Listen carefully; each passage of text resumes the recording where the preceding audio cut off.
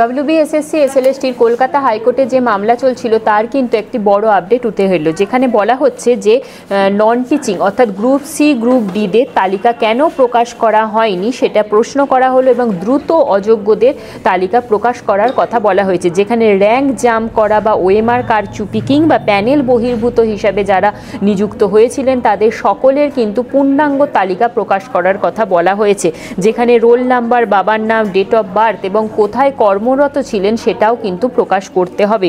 এছাড়াও বলা হচ্ছে যে কমিশন থেকে যে অযোগ্যদের লিস্ট প্রকাশ করা হয়েছে তা কিন্তু আসল না। সিবিআই যে অযোগ্যদের তালিকা কথা বলেছিলেন অর্থাৎ ৭,২৯৩ জন ছিলেন অযোগ্য, সেই ৭,২৯৩ জনের অযোগ্য তালিকা প্রকাশ করার কথা কিন্তু নির্দেশ দিলেন অমৃতা সিনহা। এই বিষয়ে আপনাদের মতামত অবশ্যই জানাবেন আমাদের, এবং পরবর্তী আপডেট কী আসে সেটাও কিন্তু আমরা এই চ্যানেলেই আপনাদেরকে জানিয়ে দেবো। ততক্ষণ পর্যন্ত এই চ্যানেলের সাথে জুড়ে থাকুন। Thank you.